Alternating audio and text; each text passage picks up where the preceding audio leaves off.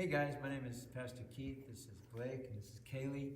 We're here to show you a video about how to surf.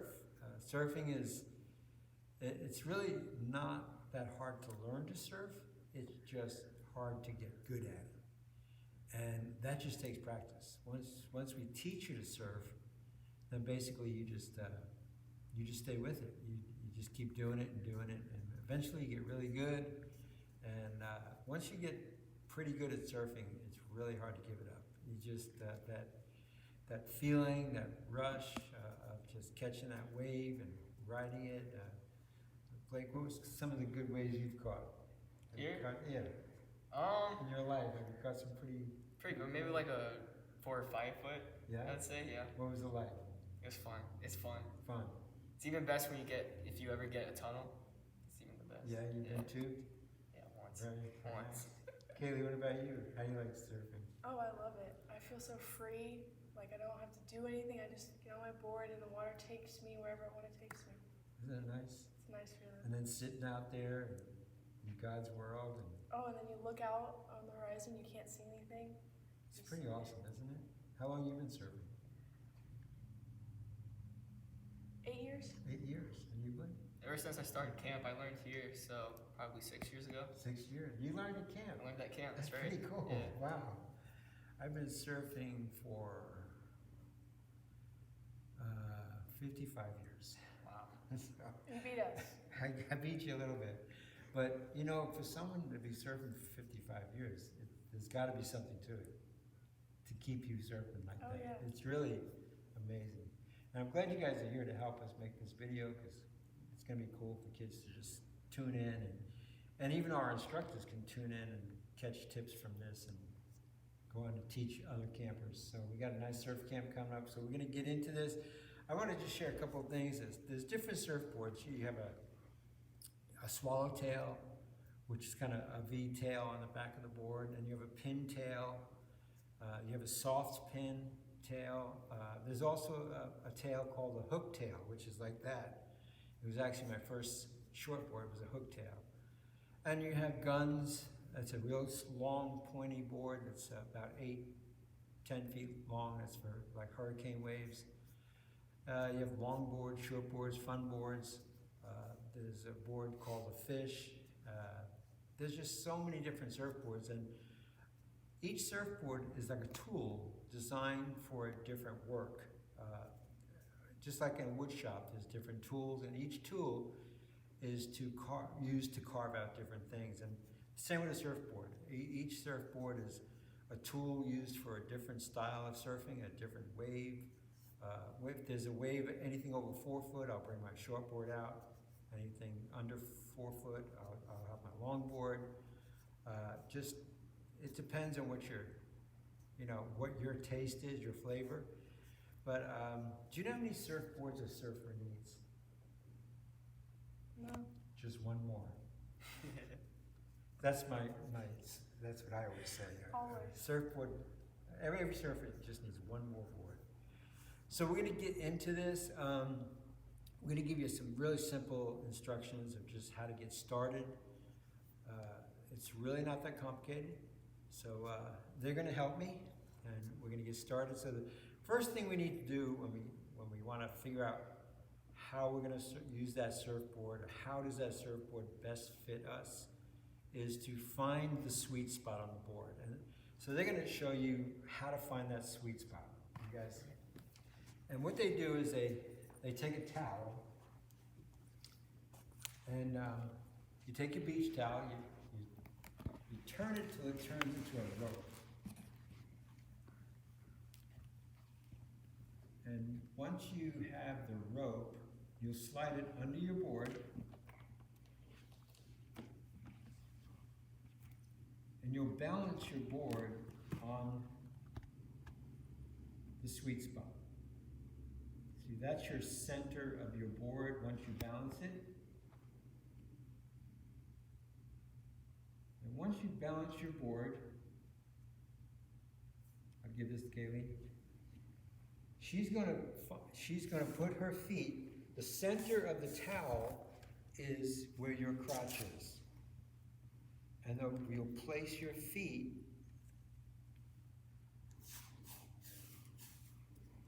you'll put your tape right where your feet are standing over the board. So what that does is that gives you a basic close proximity of where you stand. Now that adjustment will vary depending on the thickness of the board, the width of the board, what type of a nose you have on the board. But basically that gives you a general idea of where you are on your board. So next you take your board, and they're gonna take the towel out. Next you lay on your board, and you would generally put one piece of tape about where your crotch is and the other piece of tape about where your neck is. And that's about the position of where you will put your body weight to catch the wave. So once you get that far along, now you might not have tape, so what you'll do is you'll put a mark in your board in the wax. You carve like a spot in the wax in your board. So once you find that spot, you'll ride a wave in on your stomach without trying to catch it yet. You'll just ride it on your stomach, and if the front of the board goes in the water, that's called purling. If the board purls, then you move your weight back. So when you move your weight back, you'll look at your front foot mark and see where it lines up. And now it may line up on your nose. So you'll catch another wave and see how the board rides that wave. So let's just say that the second wave, you found your body weight to where the board will ride the wave all the way in with you laying on it.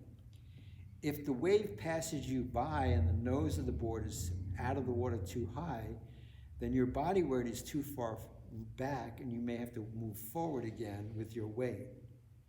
And you'll ride a wave until you have ridden a wave, caught it, and took it all the way in, laying on your stomach. Because once you do that, then you look at your leisure mark under your chin to determine that's where your body weight will always be. So next time you go out surfing, ready to catch a wave, you know where your body weight is to be on the board so that you can catch the wave to be able to stand up. So if you neglect this first step, you're not going to surf. You've got to first determine where your body weight has to be on that board. So like I said, you could carve a little groove in your wax to mark that spot. I think at surf camp we're going to have some Gorilla Tape that will let you come up to the tent and get a strip of Gorilla Tape if you want to mark your sweet spot on your chin or on your neck or on your forehead, wherever that sweet spot is. The sweet spot also depends on the size of the person. You know, if you're a very small person, that weight's going to change a little bit. But that gives you a basic idea of trying to get your body weight properly positioned on the board to catch the wave so you can go to the next step. So now we're going to look at the next step. The next step is paddling. How are we going to paddle? So we're going to have you both on your boards, and we're going to demonstrate how not to paddle first. So this is how you don't paddle. Ready, guys? See, what they're doing is they're paddling with both hands and kicking their feet. This is the incorrect way to paddle. If you catch a wave like this, you've done well. But that's really not going to work for you here in Florida. If you're on a big Hawaii wave and you got a 10-foot board, paddling with your hands like that can work because the degree of the angle of that wave in Hawaii is it's such a vertical decline that once you catch that wave, you're in. But Florida, it takes a lot of work to get in that wave. So now we're going to show you the correct way to paddle. So do it in slow motion. This is how you paddle. You reach forward as far as you can, and you dig into the water. You dig deep into the water, cupping your hand and moving forward. Now, as you're doing that, you're keeping your head forward, looking at where you're going, so you don't run into people. All right, so once you catch the wave, we're gonna watch Kaylee do it first. This is the best way for a beginner to get on the board and ride the wave. Slow motion, picks up her body weight, she brings her foot up to her first mark, foot up to the second mark, keeps her eyes forward, looking towards the beach, not down at the board. And if you notice, she didn't let go of the board till she had both her feet planted on the board. Now, most instructors will say that's not correct. You should just jump right to your feet. Well, jumping right to your feet, that's fine if you've been working at surfing and you're getting a little bit more familiar with it. But if you're just learning, jumping to your feet can be a very difficult thing to plant your feet in the right place. So show them how you would jump up straight to your feet and possibly not have your feet planted correctly. What would happen? If you didn't plant them correctly, That's the proper position where he planted his feet. Now, he's a surfer, so he knows that. Now, it's possible that if you're a beginner, your feet aren't going to wind up there. Your feet are going to be to the side of the board, and the board will tip to the side. You'll fall off the board. You'll be frustrated. You wonder why you can't do this. So, again, Kaylee's going to demonstrate to you slow motion how you get up on the board if you're a beginner.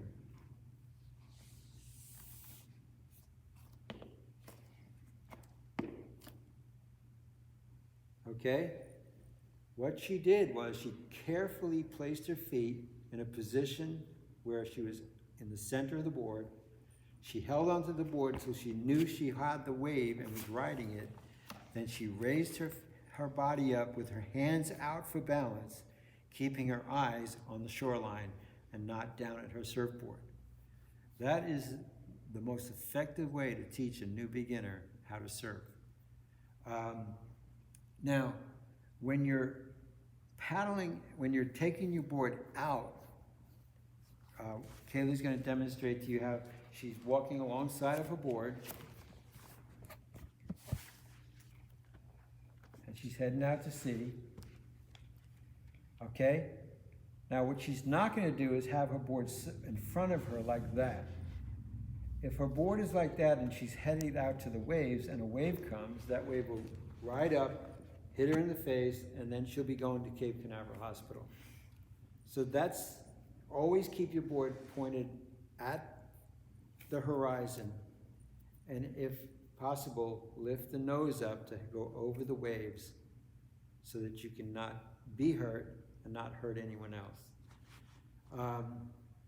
Also, when you're going out with your board like this, make sure that your leash is not tied around your leg. Because if the board is ripped out of your hands and yanked away from you, it could give you a really bad Charlie horse if it just wraps around your leg and pulls tight. And I've had it happen. I've seen other people have it happen. And your calf muscle goes into spasms and it looks really weird for about 2 hours. So watch your leash, make sure it's free of your leg. Make sure that you're always keeping your board face to the horizon, so it's not going to pop up and hit you in the face. Now, when you dismount off of your board, get back on your feet again. Okay, so you're catching a wave and you are ready to get off your board. The safest way to get off of your board is to just get down on your board and let it just fizzle out. Now, if you're on your board and you jump off your board, what could happen is your board is launched away from you to hit someone else, and the water could be shallower than you expect, and you could break your ankle. So you want, as a beginner, you don't want to be doing things that are dangerous or careless. Now, a seasoned surfer is pretty much sure of what the depth is. He's sure of where the water is, the conditions, so he'll dismount in a way that's easier you know, jump off his board or do a little kick out or something. But if you're a beginner surfer, just get back down on your board and let the wave fizzle out. And that would be the safest way to dismount. Can you guys think of anything I might have missed? What to do if you're surfing into a crowd of people? Okay, tell them what you should do. Well, there's multiple options. There's the whole, if you lean backwards, the water will catch your board and will slow you down. Or there's, if you're up on a board, the best thing to do is either lean forward so that you're going to the left, or backwards, or forward so that you're going to the right. If you're on your stomach and you haven't gotten up yet, the same thing, lean away so that you're going away from the crowd. Very good, very good. And you can also drag the water to slow you down as well with your legs. Just put your legs in the water and drag the surfboard till it comes to a stop. If you fall off the board going into a crowd, and just the leash will be on your leg, reach down for your leash and pull the board towards you away from the people. You always want to be careful not to hurt yourself and not to hurt others. Now, if you fall off your board and it's in a wave and it's a wipeout and you fall in the water, always fall in the water and just cover your head and wait a second. Don't come up right away because the board could be coming down. So you just wait a second and then come up. I was in Venice Beach one time, and it was cold water. A guy had a full wetsuit on with a hoodie and gloves. He was catching this really nice wave on a longboard, and it was a windy day. It was offshore. It was really a cool looking wave he was on. He wiped out, and his board shot up in the air, and it spun around in the air like this. It got caught in the air. He came up, and the tail of the board came straight down onto his head. It was like everybody on the beach was like, "Oh, dude!" It was a bad scene. So if you wipe out, you go in the water, just cover your head and wait a second, and then come up. It'd be better to have the board hit your arm than it hit your head. Accidents do happen. So, you know, surfing, like any sport, can have its casualties. So you always want to be careful. You always want to be on guard, but have fun.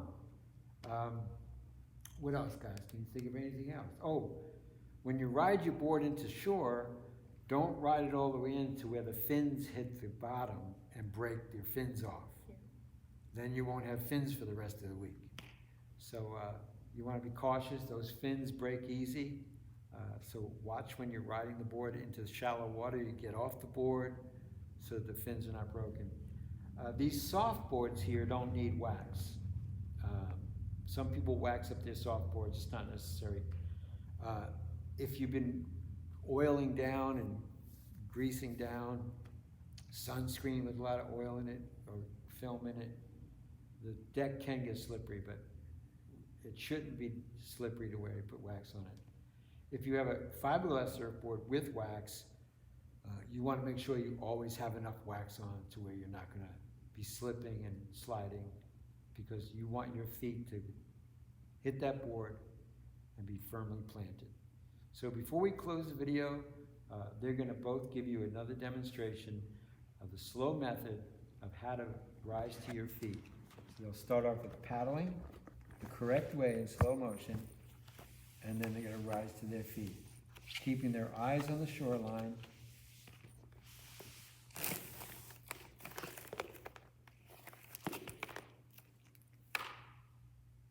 There you go, guys. You're surfing. I want to thank you both for helping us out today. Of course. And have a good week surfing. God bless you.